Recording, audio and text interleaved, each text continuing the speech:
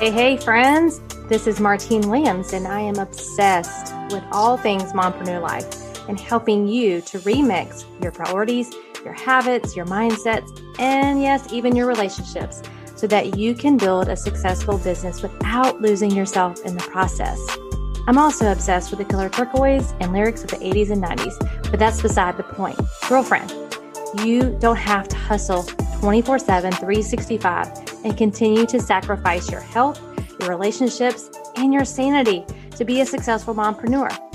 As a small town girl living in a lonely world to a six-figure mompreneur, I am here to teach you how. There is a better way, and this podcast is your one-stop shop for all of the how-tos, the encouragement, the life hacks, the success tips, and of course, a little side of tough love. This is the Mompreneur Life Remixed podcast. So let's do this.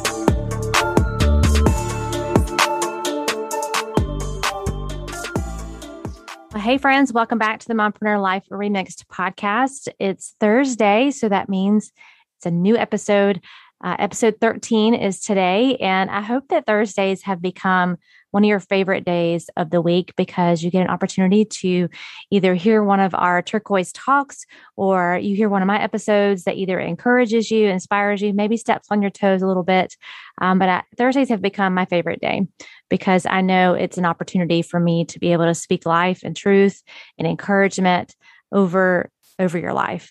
So thank you for continuing to follow the show. Thank you for continuing to share it and for all of the tags that you're doing on Instagram and rating and reviewing the show. It just means so much to me to have your support. I really, really mean that. So today is episode 13, and I'm going to continue part 2 of our top business tips. And I'm going to have a bonus tip at the end, so make sure that you stick around for that. So I am recording live today in my closet because we have moved and we're still getting our new home ready. One of the rooms needs to be transformed, if you will, into a home office. And so for right now, I've really just been working wherever I can. And to record an episode of this podcast, the most quiet, soundproof place is my closet. Right now, there's a thunderstorm going on outside, so I apologize if you hear that or if the sound quality is just not as great as it normally is. I'm just rolling with it right now. So thank you again for tuning in. So let's just get right into it. So tip number 5, remember I'm going in David Letterman style. So I started with tip 10 last week. So if you missed part 1, go back to last week's episode and you'll hear my 5 tips from last week. So this tip I want to share with you is celebrate and focus on your wins. And I always like to bring this up because as women, what I have seen over the years of leading and training and supporting women and coaching women, this is something we just breeze by, especially if you would consider yourself a very motivated, self-motivated, self-starter, very disciplined, determined, like you are goal-oriented, always looking at the next target. And those are all great qualities. And I can relate to all of those. But how many times do you actually pause to celebrate what you just accomplished? How many times do you stop and say, way to go? Like pat yourself on the back. Maybe go get a mani-pedi. Maybe go buy yourself some new shoes, or maybe have a nice dinner, or, just there's so many different ways that you can celebrate your wins. Just the fact that you stop and pause and acknowledge the fact that you did something, like, wow, to be able to look back and say, wow, I did that, is huge. But what I have found over the years is that most of us focus on what we didn't do, what we haven't accomplished, where we fell short. Because none of us are perfect, right? This podcast is not about being a perfect mompreneur. It's about making progress. And progress is one of the number one motivators. I can't remember which survey or where I saw that, but I was actually researching this. And they said above money or anything else, it was progress that motivates people. So if you don't believe you're making progress in your business, if you don't believe you're making progress in your parenting, in your marriage, in your health goals, then you're less likely to stick with it, less likely to stay motivated to do the things that you need to do so you can become who you want to become. So if we're not pausing and celebrating our wins and seeing our progress, it's a miss, a huge miss in motivating ourselves to that next level, to get to that next level. So not only do we need to be celebrating our wins, we need to be focusing on our wins. And if you're not creating small wins for yourself, if you're just looking at that big goal at the end of, 90 days, or you're looking at this big goal for the end of the year, you're missing opportunity again to be encouraged, to be inspired, and to have some time of celebration. So I'd recommend that, whatever your big goals are, break it down. So there's something to celebrate daily, weekly, monthly, quarterly. And then again, if it's a yearly goal, then you can celebrate in the end. But if you're just waiting for that big celebration at the end, it just feels like it's never going to happen. So how can you celebrate your wins and focus on your wins to keep that progress and keep that motivation going? Okay, tip number 4, run your own race. Run your own race. Listen, we all come from different seasons and stages and ages of life. And, there were times in my business where I literally was working in the nooks and crannies of time because I didn't have, my kids weren't in school. And so I remember looking at other women in the business and just being so envious that they had these large chunks of time and thinking that that's what I needed. I needed to be more like her and have these large chunks of time. Well, we all know that more time doesn't mean you're more productive. You didn't know that. Spoiler alert there. But we have to run our own race. And there are different races in the seasons of life that you're in. Now my kids are in school full time and I have large chunks of time. But regardless, don't compare and despair. We know comparison is the thief of joy. And when you take your eyes off of your goal and off of your race and onto someone else's, it's discouraging. 9 times out of 10, it's going to be discouraging. And really just depends on your mindset on that, because while I aspire, and there are people, right, that we look up to and people that motivate us with their work ethic or their lifestyle or things like that, it's good to look at people in that way. But if you're not able to do that and be inspired and not feel like you're losing your own race, then you got to put the blinders up. And if you haven't seen the movie, The Secretariat, it is one of my favorite movies. It's just amazing. It will motivate you. It will inspire you. It's just an amazing story of victory through hard times. And so, but the horses, when they're racing, they have blinders up. Like they're not looking at the horse beside them. They're looking straight ahead and they're running their own race. So this goes for being a mom. This goes for being a business owner. This goes for being a wife. You have to run your own race and realize that you can't, be comparing, seeing everyone's highlight reel to your behind the scenes, or your day 1 to their day 100. So what do you need to do, or how are you running your own race right now? Are you running your own race, or are you just looking at what everybody else is doing and not implementing anything because you're completely overwhelmed? Or maybe you're thinking, well, I have to be like her to be that mom. I have to be like her to be that successful entrepreneur. Run your own race. Be inspired by the ones around you, but know that you are only responsible for you and running your own race. I could talk about that for another hour, but you get the point there. Okay, number 3 is enjoy the journey. So sometimes, I've talked about this on a podcast before, but as a mompreneur, we own a roller coaster more than we own a business, right? Sometimes we're clicking up the roller coaster. Sometimes we're, on the down and it's fun and everything's we're just enjoying and we're enjoying the work. And then sometimes you find you're upside down. And it's really how we choose to respond and invest in each turn and twist that will determine the results and the joy that we can have in the journey. So maybe you're in an upside down moment right now in your business as a mom, as a wife. Maybe, you're clicking your way up and you can see the peak and you're so excited and you're putting in the work. You can enjoy the journey in every step of the way. That doesn't mean you're not going to have hard days. It doesn't mean that I haven't had hard days, but I have tried to focus on the journey and not just the destination. And sometimes we have to slow down to speed up. We have to get off the hamster wheel and reflect on what you want. And if you're not there yet, what do you need to do differently to get there? We have to get off the hamster wheel. Like it goes back to even, running your own race. But if you're constantly looking at outside, look into outside sources and outside things, and you don't take time to slow down and think, do I even really want this? Or is it just something you've always done? You could have enjoyed it along the journey at some point, but now you're ready to change.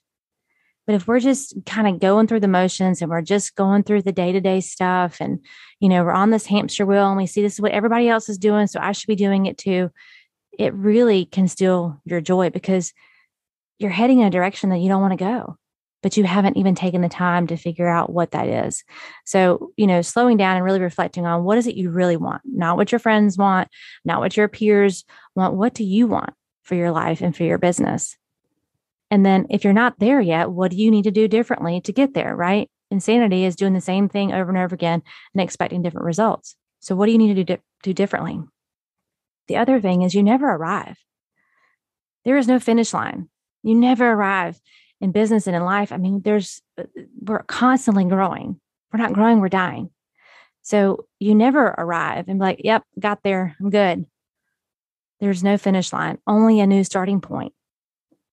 So if you're constantly looking for the one day, right? You've heard me talk about this before. One day when, one day, you never have your day one of starting something. Your day one of enjoying the journey, your day one of knowing what you want and going after it. So there's no finish line, just a new starting point. Life and business is a journey, and we will always have opportunities to grow, opportunities to develop and become better. Again, if you're not growing, you're dying. So enjoy the journey.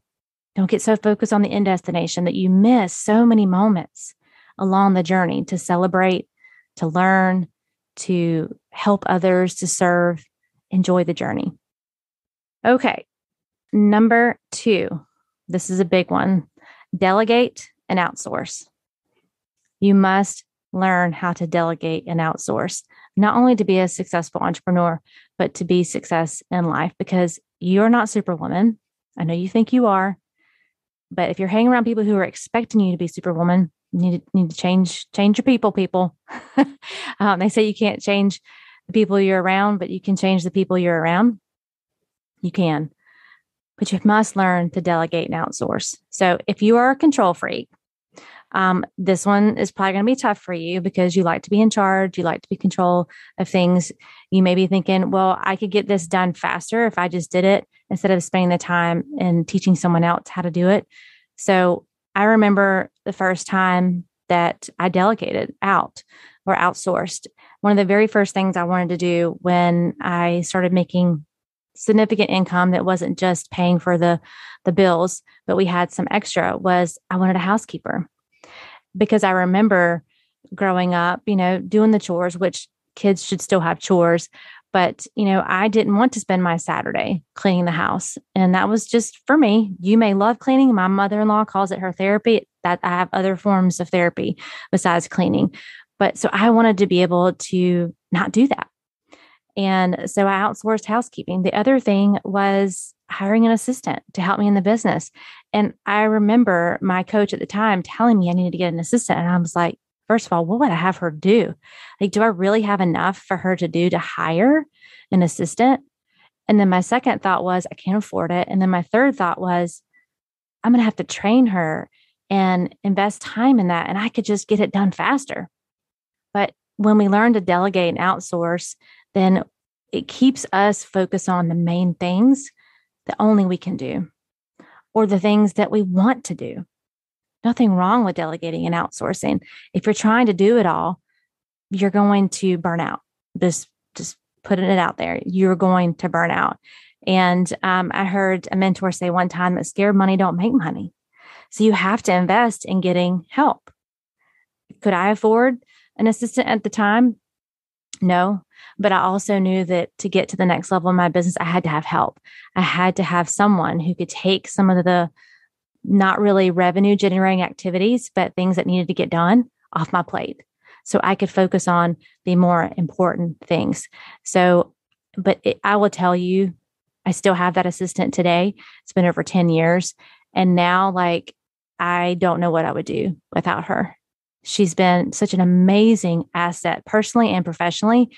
And until you take that step and you ask for that help and you delegate that out, maybe it's something you're just not strong in. Maybe it's reporting. Maybe it's, meals. I was talking to a coaching client the other day about, she just does not love to cook. And so we talked about what would it look like to outsource a couple of meals a week to someone, to a meal service, or maybe there's someone that loves to cook, that has that time. It can come in your home and cook. Like, just think about what would it look like to outsource some of those things that you don't love to do so that you can spend time doing the things you want to do. Spend time with your family, spend time working on you. One of my coaches said to me, if more money doesn't give you more time, then you don't need more money. I want to say that again. If more money doesn't give you more time, you don't need more money. And more time could mean more time doing date nights. More time could be getting yourself to the gym or exercising. More time could be focusing on those revenue generating activities. More time could be, focusing on a hobby that you've been wanting to do. So if more money is not giving you more time, you don't need more money.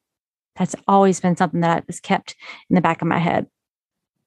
So, what are those things that only you can do? This is what I started to do when I started thinking about, okay, what else do I need to start delegating? And once you learn to delegate, it's like starts just naturally happening. But I want you to write down all the things that you're doing throughout the day. And are they things that only you can do? Or are they things that you could outsource? And, the other pushback that I get sometimes is the money, right? And the investment. And you have to look at it as an investment, not an expense. You have to look at it as an investment, because that is what it is.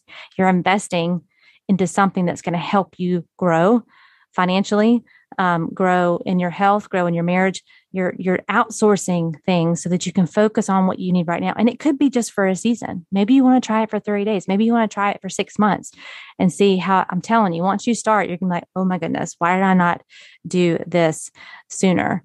So start small, outsource a little at a time, and think on these truths. Like, really figure out like how much you are making per week. And would you pay someone to do those things? What you're making hourly?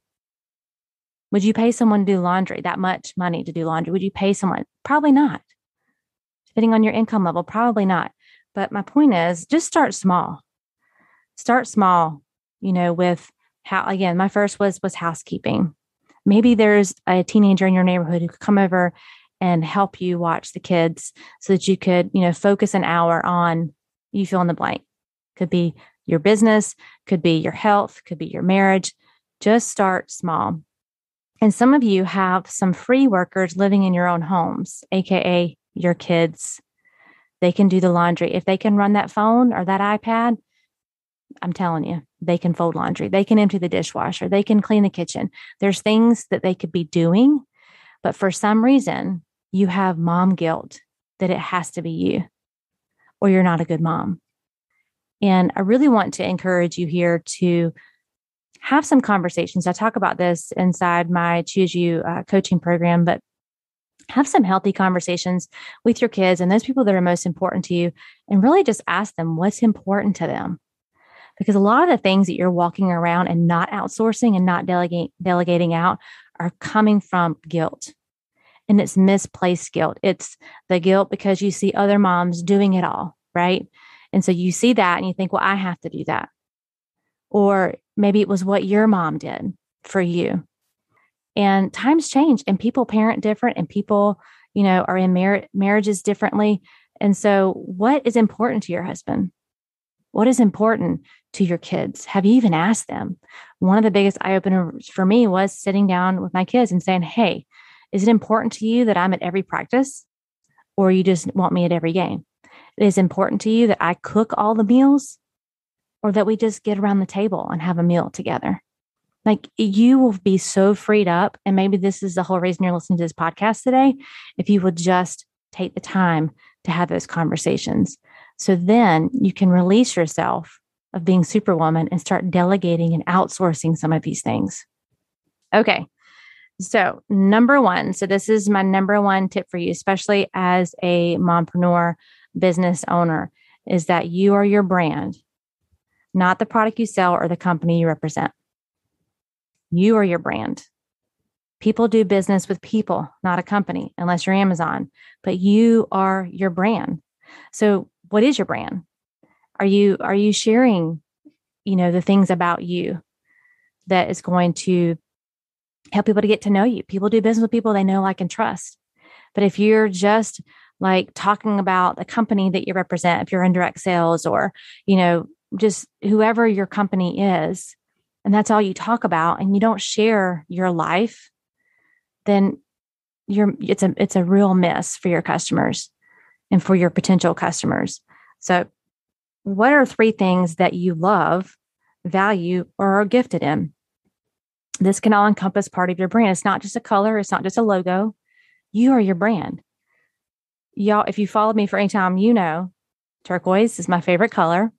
So I did start with that because that was something simple. And, I really just kind of went through this process over the last, I would say 5 years, because I knew that there was more to me that I needed to put out there. I knew there was more to me than just the company that I represent. There was more to me than 31. And I needed to start talking about those things. I needed to start using my gift of encouragement to empower other women and my leadership and my coaching. So you are your brand, but you all know, if you followed me for any time, that turquoise is my favorite color. My faith is super important to me. It's the rock that I build everything upon. My family and my friends, those are my priorities. And that I love to encourage other people. I mean, I'm your CEO, your Chief Encouragement Officer. That is what I do. But if I'm just talking about the products that I'm representing, or the company that I'm just representing, then that's their brand. But you are your brand. So I want you to think about that as a business owner, as you go into the busiest season that we're in right now.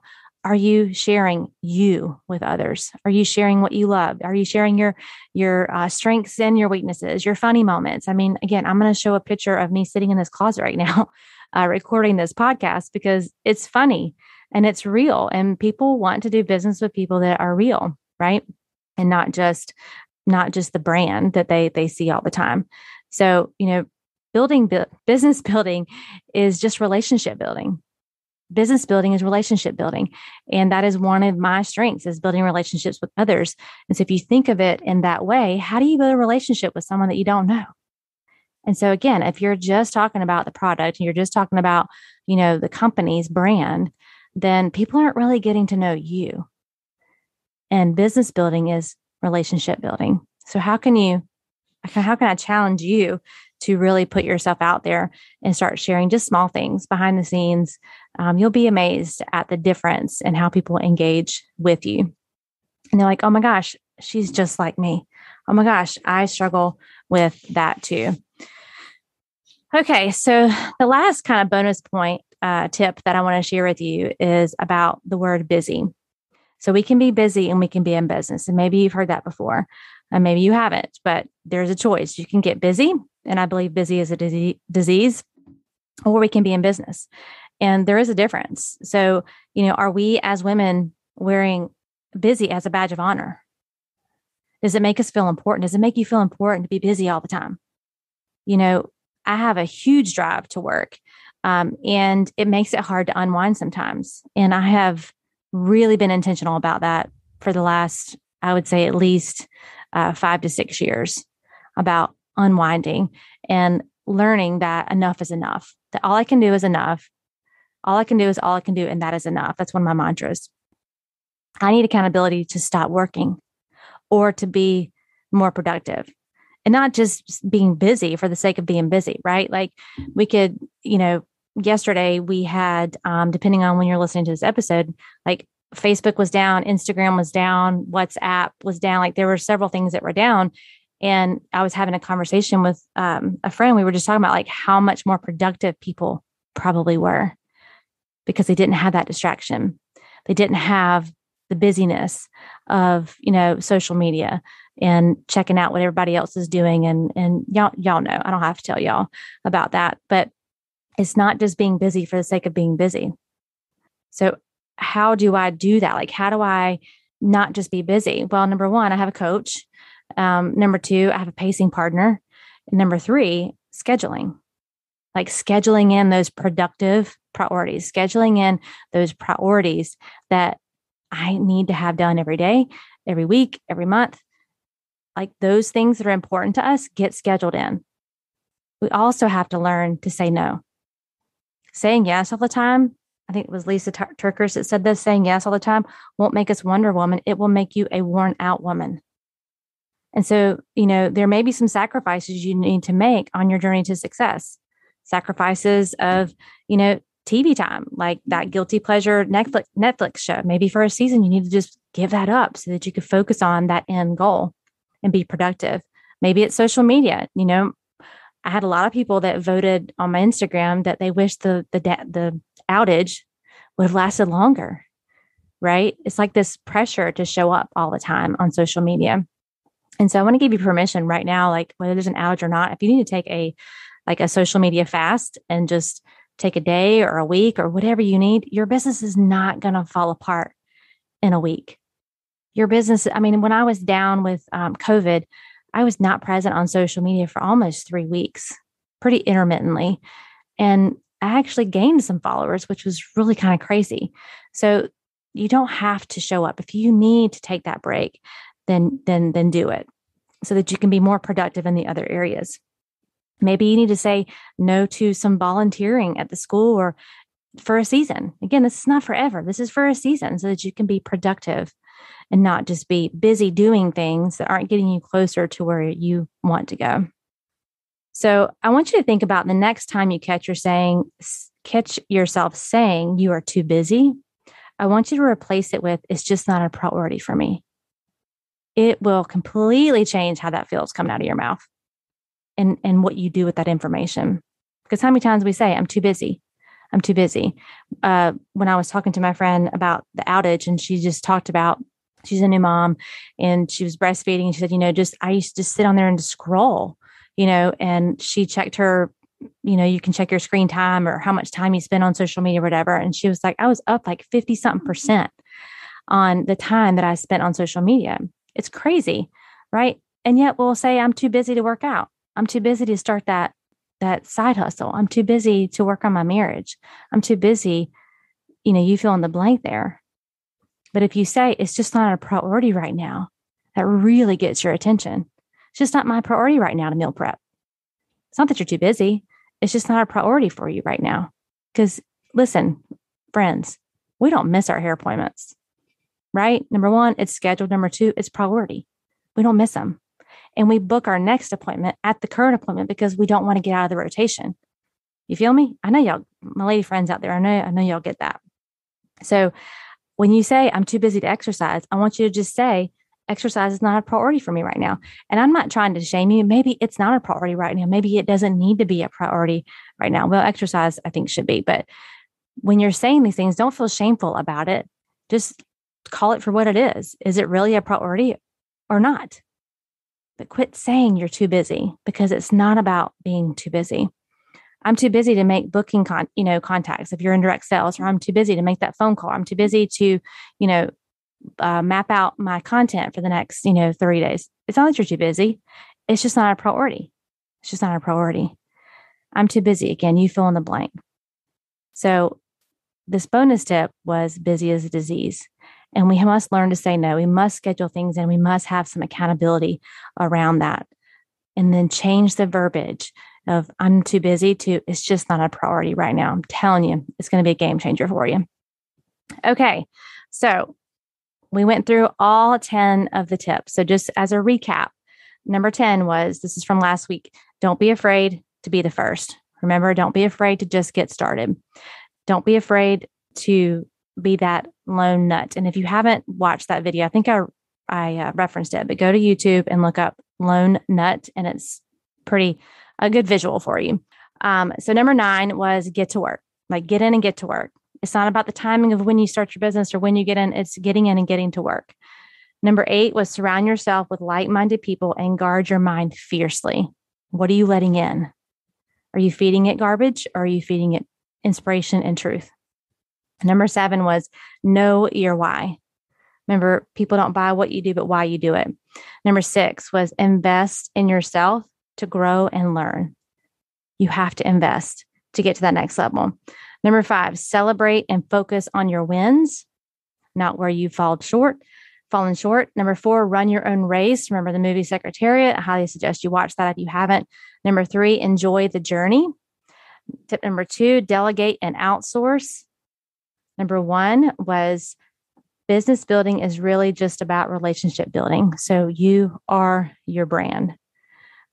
People buy from people they know, like, and trust, period. And then your bonus tip was busy is a disease. So instead of saying you're busy, replace that with, it's just not a priority for me right now. I'm telling you, it's going to change how you say those things. You're going to stop saying I'm too busy. All right. That's a wrap. And I hope that these episodes and these tips really help you make the most out of this busy season that we're getting ready to go into. And thank you so much again for all your support and love throughout this podcast. And I will be catching you on the next episode. And as always, I'm believing in you.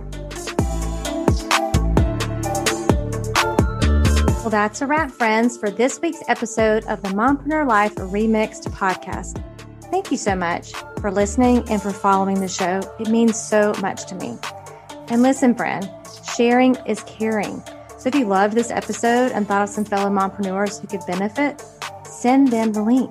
Share this episode or take a screenshot and head on over to Instagram and share and tag me at Martine31Williams. We are connected on Instagram, right?